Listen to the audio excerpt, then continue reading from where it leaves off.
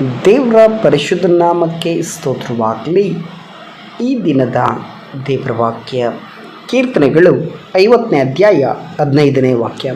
ಕಷ್ಟಕಾಲದಲ್ಲಿ ನನಗೆ ಮೊರೆಯಿಡ್ರಿ, ಬಿಡಿಸುವೆನು, ಆಗ ನನ್ನನ್ನು ಕೊಂಡಾಡುವಿರಿ. ಹೌದು ಪ್ರೀತಿಯ ದೇವರ ಮಕ್ಕಳೇ, ಇವತ್ತಿನ ದೇವರ ವಾಕ್ಯದಲ್ಲಿ ನಾವು ಗಮನಿಸುತ್ತಿದ್ದೇವೆ. ಇಲ್ಲಿ ದೇವರ ವಾಕ್ಯವು ಸ್ಪಷ್ಟವಾಗಿ ಬರೆಯಲ್ಪಟ್ಟಿದೆ. ಕಷ್ಟಕಾಲದಲ್ಲಿ ನನಗೆ ಮೊರೆಯಿಡ್ರಿ, ಬಿಡಿಸುವೆನು, ಆಗ ನನ್ನನ್ನು ಕೊಂಡಾಡುವಿರಿ. ಪ್ರಿಯರಾದವರೇ, ಇವತ್ತಿನ ಜೀವಿತದಲ್ಲಿ ನಿಮ್ಮ ಜೀವಿತವನ್ನು ಒಂದು ಉದಾಹರಣೆಯಾಗಿ ತೆಗೆದುಕೊಳ್ಳೋದಾದರೆ, ಅಥವಾ ನಿಮ್ಮ ಜೀವಿತಗಳಲ್ಲಿ ಇವತ್ತು ಅನೇಕ ವಿಧವಾದ ಕಷ್ಟಗಳಲ್ಲಿ ನೀವು ಹಾದು ಹೋಗ್ತಾ ಇದ್ದೀರಿ. ಅನೇಕ ತಿಂಗಳುಗಳಿಂದ, ಅನೇಕ ವರ್ಷಗಳಿಂದ, ಅನೇಕ ದಿನಗಳಿಂದ ಕಷ್ಟದ ಮಧ್ಯದಲ್ಲಿ, ಸಂಕಷ್ಟದ ಮಧ್ಯದಲ್ಲಿ ಸಿಕ್ಕಾಕೊಂಡಿದ್ದೀರಿ. ಆ ಕಷ್ಟದಿಂದ ಬಿಡುಗಡೆ ಮಾಡುವವರು ಯಾರು? ಈ ಕಷ್ಟದಿಂದ ನನ್ನನ್ನು ಬಿಡುಗಡೆ ಮಾಡಿ ನನಗೆ ಸಂತೋಷವನ್ನು ಕೊಡುವವರು ಯಾರು ಎಂಬುದಾಗಿ ಒಂದು ವೇಳೆ ನೀವು ಆಲೋಚನೆ ಮಾಡ್ತಾ ಇರ್ಬೋದು.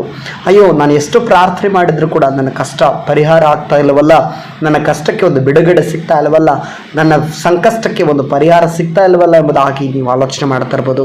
ಅದು ಎಂಥದ್ದೇ ರೀತಿಯ ಕಷ್ಟವಾಗಿರಲಿ, ಅದು ಎಂಥದ್ದೇ ರೀತಿಯಾದಂಥ ಪರಿಸ್ಥಿತಿಗಳಾಗಿರಲಿ, ಒಂದು ವೇಳೆ ಯಾವುದಾದ್ರೂ ಒಂದು ವಿಷಯವನ್ನು ಕುರಿತಾಗಿ ನೀವು ಭಯಪಡ್ತಾ ಇರಬಹುದು. ಒಂದು ಉದಾಹರಣೆಗಾಗಿ ತೆಗೆದುಕೊಳ್ಳ್ರಿ, ನಿಮ್ಮ ಮದುವೆ ವಿಚಾರದಲ್ಲಿ ನಿಮಗೆ ಭಯ ಇರಬಹುದು.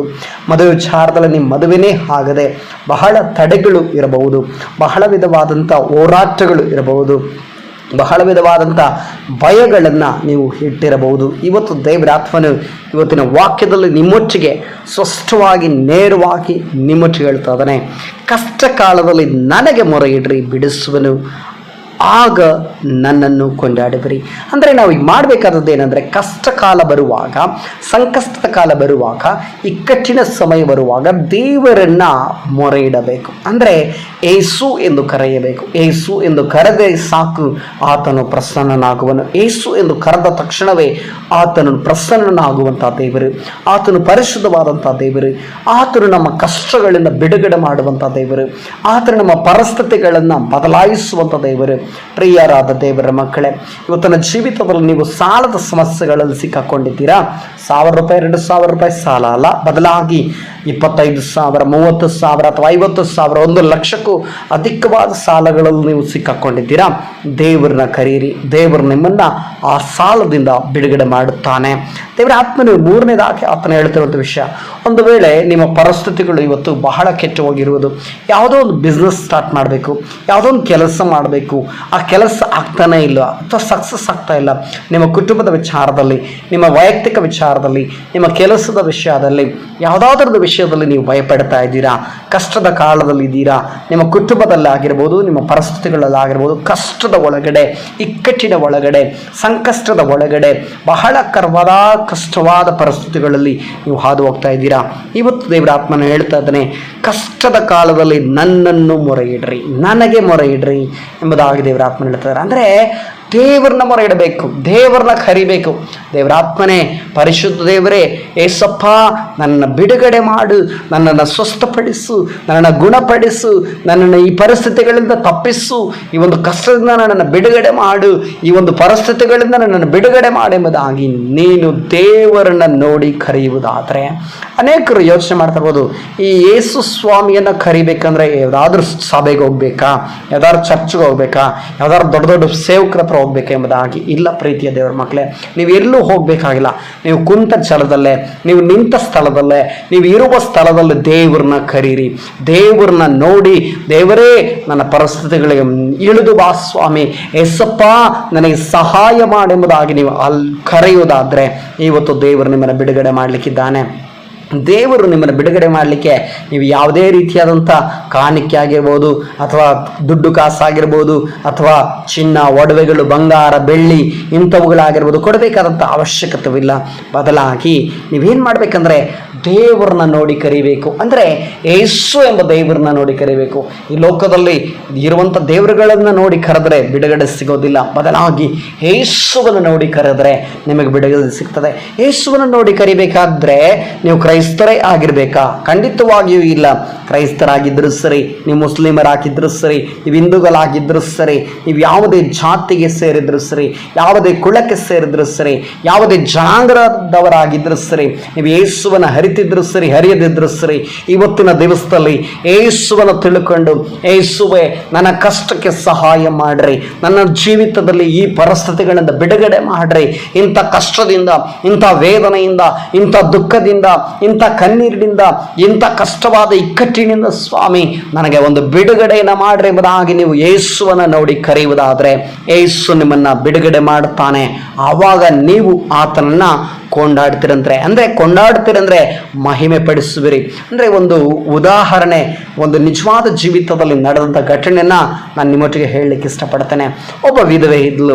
ಆ ವಿಧವೆ ಬಹಳ ದಿವಸ ಪ್ರಾರ್ಥನೆ ಮಾಡ್ತಾ ಇದ್ಲು. ಆಕೆಯ ಗಂಡನು ಬಹಳ ಸಾಲ ಮಾಡಿ ಸತ್ತು ಹೋಗಿದ್ರು. ಆಕೆಯ ಸಾಲ ಸುಮಾರು 25 ಲಕ್ಷ ರೂಪಾಯಿ ಇತ್ತು. ಆಕೆ ದಿನವೂ ಪ್ರಾರ್ಥಿಸ್ತಾನೆ ಇದ್ಲು. ಆಕೆ ಸಾಲ ಕಟ್ಟಲಿಕ್ಕೆ ಆಗ್ತಾ ಇರಲಿಲ್ಲ. ಒಂದು ದಿವಸ ಈ ವಾಕ್ಯವನ್ನು ಆಕೆಗೆ ನಾವು ಪ್ರವಾದನೆಯಾಗಿ ಹೇಳಿದ್ವಿ. ಅವಳೊಟ್ಟಿಗೆ ದೇವರ ಆತ್ಮನು ಮಾತಾಡಿದಾಗ ಈ ವಾಕ್ಯವನ್ನು ಆಕೆ ಪ್ರಾರ್ಥಿಸಿದ ನಂತರ ಸುಮಾರು 6 ರಿಂದ 7 ತಿಂಗಳ ಒಳಗಡೆ ಆಕೆಗಿದ್ದಂಥ ಎಲ್ಲ ಸಾಲಗಳು ದೇವರು ತೀರಿಸಿದ್ರು. ಆಕೆಯನ್ನು ದೇವರು ಆಶೀರ್ವಾದ ಮಾಡಿದ್ರು. ಅದು ಮಾತ್ರವಲ್ಲ, ಆಕೆ ಇವತ್ತು ಒಂದು ಸ್ವಂತ ಮನೆಯನ್ನು ತೆಗೆದುಕೊಂಡು ಸ್ವಂತ ಕಾರಲ್ಲಿ ಓಡಾಡುವ ರೀತಿಯಲ್ಲಿ ಒಳ್ಳೆಯ ಒಂದು ಜೀವಿತವನ್ನು ಜೀವಿಸುವಂತೆ ದೇವರು ಆಕೆ ಜೀವಿಸುವನ್ನ ಬದಲಾಯಿಸಿದ್ದಾರೆ. ನಿಮ್ಮ ಜೀವಿತವನ್ನು ದೇವರು ಬದಲಾಯಿಸಬೇಕಾ? ನಿಮ್ಮ ಸನ್ನಿವೇಶಗಳನ್ನು ದೇವರು ಬದಲಾಯಿಸಬೇಕಾ? ನಿಮ್ಮ ಪರಿಸ್ಥಿತಿಗಳನ್ನು ದೇವರು ಬದಲಾಯಿಸಬೇಕಾ? ನಿಮ್ಮ ಕಷ್ಟಗಳನ್ನು ದೇವರು ಬದಲಾಯಿಸಬೇಕಾ? ನಿಮ್ಮ ಹೋರಾಟವನ್ನು ದೇವರು ಬದಲಾಯಿಸಬೇಕಾ? ನಿಮ್ಮ ಇಕ್ಕಟ್ಟಾದ ಪರಿಸ್ಥಿತಿಗಳನ್ನು ದೇವರು ಬದಲಾಯಿಸಬೇಕಾ? ಹಾಗಾದರೆ ಇವತ್ತು ಯೇಸುವನ್ನ ನೋಡಿ ಮೊರೆ ಇಡ್ರಿ. ಯೇಸುವೆ ಅಂತ ಹೇಳಿ ಕರೆಯೋದ ತಕ್ಷಣ, ಯೇಸುವೆ ಅಂತ ಹೇಳಿ ಕೂಗಿದ ತಕ್ಷಣವೇ ಆತನು ನಿಮ್ಮ ಹತ್ತಿರವಾಗೇ ಇರುವ ಆತನಾಗಿದ್ದಾನೆ. ಈಗ ಇದೇನೆಂಬುದಾಗಿ ಉತ್ತರ ಕೊಡುವಂಥ ದೇವರು ಯೇಸು ಕ್ರಿಸ್ತನಾಗಿದ್ದಾನೆ. ಯೇಸು ಕ್ರಿಸ್ತನು ಯಾವುದೋ ಒಂದು ಜಾತಿಗಾಗಲಿ, ಯಾವುದೋ ಒಂದು ಕುಲಕ್ಕಾಗಲಿ, ಯಾವುದೋ ಒಂದು ಧರ್ಮಕ್ಕಾಗಲಿ ಆತನು ಸೀಮಿತವಾದ ದೇವರಲ್ಲ. ಆತನು ಕ್ರೈಸ್ತರಿಗೆ ಮಾತ್ರ ಸೀಮಿತವಾದ ದೇವರಲ್ಲ. ಆತನು ಸರ್ವ ಲೋಕದ ಒಡೆಯನು ಎಂಬುದಾಗಿ ಸತ್ಯವೇದವು ಹೇಳುತ್ತದೆ. ಸರ್ವ ಲೋಕವನ್ನು ಆಳುವಂಥ ದೇವರು, ಸರ್ವ ಲೋಕವನ್ನು ಉಂಟು ಮಾಡುವಂಥ ಏಕೈಕ ದೇವರು ಯೇಸು ಕ್ರಿಸ್ತನಾಗಿದ್ದಾನೆ. ಆದ್ದರಿಂದ ಪ್ರೀತಿಯ ದೇವರ ಮಕ್ಕಳೇ, ನಾನು ನಿಮಗೆ ಹೇಳೋದು ಒಂದೇ ಒಂದು ಏನಂದ್ರೆ, ಆತನು ನನ್ನನ್ನು ಬಿಡಿಸುವುದಕ್ಕಾಗಿ, ನಿಮ್ಮನ್ನು ಬಿಡುಗಡೆ ಮಾಡುವುದಕ್ಕಾಗಿ, ನಿಮ್ಮ ಪರಿಸ್ಥಿತಿಗಳನ್ನು ಬದಲಾಯಿಸುವುದಕ್ಕಾಗಿ ಶಿಲುಬೆಯಲ್ಲಿ ಸತ್ತು 3ನೇ ದಿವಸದಲ್ಲಿ ಎದ್ದು ಇವತ್ತಿಗೂ ಜೀವಿಸ್ತಾ ಇದ್ದಾನೆ. ಆತನು ಕರೆದಾಗ ನೀವು ಕಾಣದೆ ಹೋಗ್ಬೋದು, ಒಂದು ವೇಳೆ ನಿಮ್ಮ ಶಾರೀರಿಕ ಕಣ್ಣುಗಳಿಂದ ನೀವು ನೋಡದೆ ಹೋಗ್ಬೋದು. ಆದರೆ ಆತನು ಆತ್ಮಸ್ವರೂಪನಾದ ದೇವರು, ಆತನು ಪರಿಶುದ್ಧವಾದ ದೇವರು. ಆದ್ದರಿಂದ ನೀವು ಕರೆದ ತಕ್ಷಣವೇ ಆತನು ನಿಮ್ಮ ಪಕ್ಕದಲ್ಲೇ ಇರುತ್ತಾನೆ. ಆತನು ನಿಮ್ಮ ಜೊತೆಯಲ್ಲೇ ಇರುವಾತ ದೇವರು. ಆದ್ದರಿಂದ ಪ್ರಿಯರಾದ ದೇವರ ಮಕ್ಕಳೇ, ನಿಮ್ಮ ಪರಿಸ್ಥಿತಿಗಳನ್ನು ನೋಡಿ ಹೆದರಬೇಡ್ರಿ. ನಿಮ್ಮ ಸ್ಥಿತಿಗತಿಗಳನ್ನು ನೋಡಿ ಭಯಪಡಬೇಡ್ರಿ. ನಿಮ್ಮ ಕಷ್ಟಗಳನ್ನು ನೋಡಿ ಕಣ್ಣೀರು ಹಾಕಬೇಡ್ರಿ. ಅಯ್ಯೋ ದೇವರೇ, ನನ್ನ ಪರಿಸ್ಥಿತಿಗಳು ಯಾವಾಗ ಬದಲಾಗುತ್ತೆ? ಅಯ್ಯೋ ಯೇಸುವೆ, ನನ್ನ ಸ್ಥಿತಿಗಳನ್ನು ಯಾರು ಅರ್ಥ ಮಾಡಿಕೊಳ್ಳುತ್ತಾರೆ? ಅಯ್ಯೋ ದೇವರೇ, ನನ್ನನ್ನು ಈ ಸನ್ನಿವೇಶಗಳಿಂದ, ಇಂಥ ಕಷ್ಟಗಳಿಂದ, ಇಂಥ ಒಂದು ಇಕ್ಕಟ್ಟಾದ ಪರಿಸ್ಥಿತಿಗಳಿಂದ, ಇಂಥ ರೀತಿಯಾದಂಥ ಆಪತ್ತುಗಳಿಂದ ನನ್ನನ್ನು ಯಾರು ಬಿಡಿಸ್ತಾರೆ ಎಂಬುದಾಗಿ ನೀವು ಆಲೋಚನೆ ಮಾಡ್ತಿರೋದಾದ್ರೆ ಅದಕ್ಕೆ ಒಂದೇ ಒಂದು ಉತ್ತರ, ಯೇಸು ಎಂಬುದಾಗಿ. ಯೇಸು ನಿಮ್ಮನ್ನು ಬಿಡಿಸುವಾತನಾಗಿದ್ದಾನೆ. ಆದ್ದರಿಂದ ಪ್ರೀತಿಯ ದೇವರ ಮಕ್ಕಳೇ, ಇವತ್ತು ಯೇಸುವನ್ನು ನೋಡಿ ಕರೆಯಿರಿ, ನಿಮ್ಮ ಜೀವಿತ ಮಾರ್ಪಾಡಾಗುತ್ತದೆ. ಈ ವಾಕ್ಯದೊಟ್ಟಿಗೆ ದೇವರು ತಾನೇ ನಿಮ್ಮೆಲ್ಲರನ್ನು ಕೂಡ ಆಶೀರ್ವಾದ ಮಾಡಲಿ. ಯೇಸು ಕ್ರಿಸ್ತನ ನಾಮದಲ್ಲಿ ಪ್ರಾರ್ಥಿಸುವ ಸರ್ವಶಕ್ತನಾದ ದೇವರೇ, ಅಪ್ಪ ಯೇಸುವಿನ ನಾಮದಲ್ಲಿ ಇವತ್ತಿನ ವಾಕ್ಯಕ್ಕಾಗಿ ನಿಮಗೆ ಸ್ತೋತ್ರ ಸಲ್ಲಿಸ್ತೇವೆ ಸ್ವಾಮಿ. ಒಂದು ವಾಕ್ಯಕ್ಕಾಗಿ ಸ್ತೋತ್ರ ಅಪ್ಪ. ಒಂದು ವಾಕ್ಯವನ್ನು ಆಶೀರ್ವಾದ ಮಾಡ್ರಿ. ವಾಕ್ಯವಾದ ಪ್ರಕಾರ ಸ್ವಾಮಿ, ಯಾವುದು ಕರ್ತನೆ ಕಷ್ಟ ಕಾಲದಲ್ಲಿ ನನಗೆ ಮೊರೆ ಇಡ್ರಿ, ಬಿಡಿಸುವೆನು, ಆಗ ನನ್ನನ್ನು ಕೊಂಡಾಡುವರೆ ಎಂಬ ವಾಕ್ಯದೊಟ್ಟಿಗೆ ನನ್ನೊಟ್ಟಿಗೂ ಈ ವಾಕ್ಯವನ್ನು ಕೇಳುವಂಥ ಪ್ರೀತಿಯ ದೇವರ ಮಕ್ಕಳೊಟ್ಟಿಗೂ ನೀನು ಮಾತನಾಡುವ ದೈವಿಕ ಕೃಪೆಗಾಗಿ ನನಗೆ ಸ್ತೋತ್ರ ಸ್ವಾಮಿ. ಈ ವಾಕ್ಯವನ್ನು ಕೇಳುವಂಥ ದೇವರ ಮಕ್ಕಳಾಗಿರ್ಬೋದು ಅಥವಾ ಸ್ವಾಮಿ ನಿನ್ನನ್ನು ಹರಿಯದ ಮಕ್ಕಳಾಗಿರ್ಬೋದು, ಅದು ಯಾರೇ ಆಗಿರಲಿ ಸ್ವಾಮಿ, ವಾಕ್ಯವನ್ನು ಒಂದು ವೇಳೆ ಅವರು ಲಾಲಿಸ್ತಾ ಇರುವುದಾದರೆ ಅವರು ಎಂಥದ್ದೇ ಕಷ್ಟದಲ್ಲಿರಲಿ, ಅವರೆಂಥದ್ದೇ ಕಣ್ಣೀರದ ಪರಿಸ್ಥಿತಿಗಳಿರಲಿ, ಅವರ ಎಂಥದೇ ಸನ್ನಿವೇಶಗಳಿರಲಿ, ಅವರ ಎಂಥದ ರೀತಿಯಾದಂಥ ಇಕ್ಕಟ್ಟಾದ ಪರಿಸ್ಥಿತಿಗಳು ಅವರ ಜೀವಿತದಲ್ಲಿ ಇರಬಹುದು ಸ್ವಾಮಿ, ಎಲ್ಲ ಪರಿಸ್ಥಿತಿಗಳನ್ನು ದೇವರೇ ಯೇಸು ಎಂಬ ನಾಮದಲ್ಲಿ ಬದಲಾವಣೆ ಮಾಡಿ ಕರ್ತನೇ ಅವರಿಗೆ ಒಳ್ಳೆಯ ಜೀವಿತವನ್ನು, ಆಶೀರ್ವಾದ ಜೀವಿತವನ್ನು, ಸಮೃದ್ಧಿಯಾದ ಜೀವಿತವನ್ನು, ಸಮಾಧಾನವಾದ ಜೀವಿತವನ್ನು ಅನುಗ್ರಹಿಸಬೇಕಾಗಿ ನಿಮ್ಮಲ್ಲಿ ಪ್ರಾರ್ಥಿಸ್ತಾ ಯೇಸು ಕ್ರಿಸ್ತನ ನಾಮದಲ್ಲಿ ಪ್ರಾರ್ಥಿಸ್ತಾನೆ ತಂದೆಯ ದೇವರೇ. Amen, amen, amen. ದೇವರು ನಿಮ್ಮನ್ನು ಆಶೀರ್ವದಿಸಲಿ.